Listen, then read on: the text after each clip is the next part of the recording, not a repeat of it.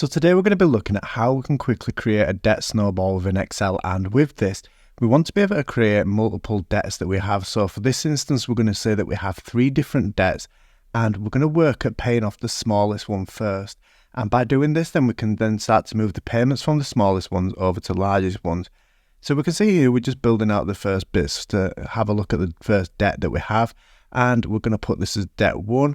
We can see we have the balance, the minimum payment, the interest payment and the interest rate that we have there, and we're just making it look a little bit fancier so we can see where things are and spreading it out a little bit more.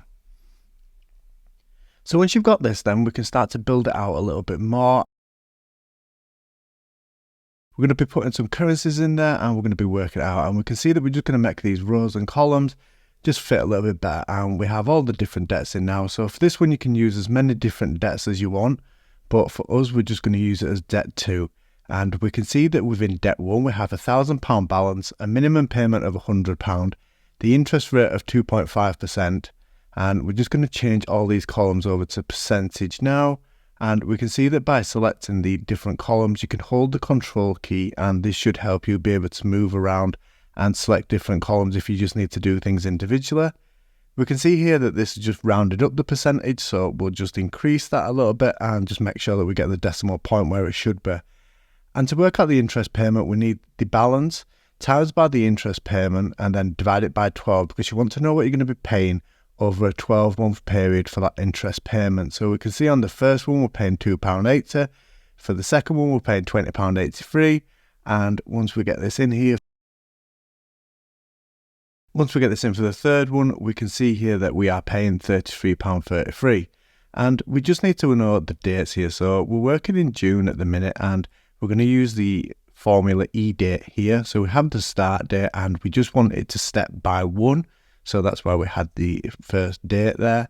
And now we're going to start to work things out. So we know that every month our minimum payment that we need to make is 100. So that's why we just put the 100 in there, and then we'll lock that in place using the F4 key.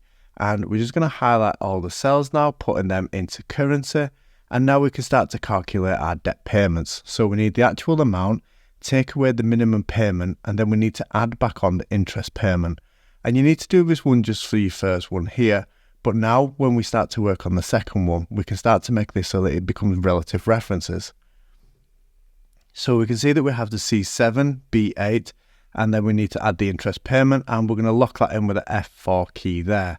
And the reason why we have to work out the second one like so is if we were to just drag it down using the initial data that we put in, then we're going to start getting the cells below the balance and stuff. So we always know that when we're working in column C, we want to be working down. So we need to be getting the cell above, and as that drags down. But if we did it up higher, then it'll just end up dragging down the minimum payments and things rather than the actual balance from above.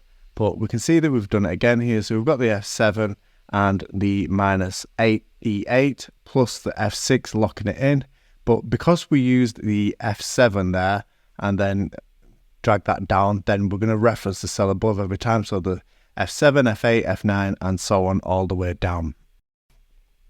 And this is where it starts to get good. So we can see here within our first debt that we have the £77. So we have the £77.6 and the first debt there that we can see that goes into minus. We know that on the 1st of April 2025 that's that debt paid off, so then we can move that minimum balance over into debt 2. So that's why we add on the 220 at that point, and we can see that from that point there that starts to make the difference into debt 2. And now once we've got to the point of that with debt 2, we can start to calculate debt 3. So we've just been paying our minimum payments there, but we want to start to get to the point where we understand, okay, where could we start to increase these payments? And at this point now, you'd be able to increase it by putting debt 1 and debt 2 into that there. So we can see all the different points, and we're just calculating this, and we can drag that down. And we can see at that point, it still leaves us quite a lot in there. So we have 4,000, but we know at this point here that this is where the debt will start to taper off a little bit, and we're going to a minus figure for debt 2.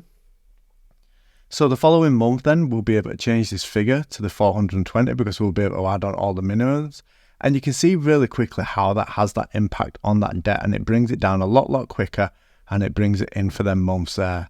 and we can see there that that's where we can change it over, and then I like to use a darker colour just so that we can see where we pay it off there, and that just makes it a little bit easier. We have the opportunity to drag the dates down there at the end for us, and what I like to do is just put a little underline at the end just so we can see it. So hopefully that helps. If you have any questions, don't forget to ask them at the end, and we'll hopefully see you again soon.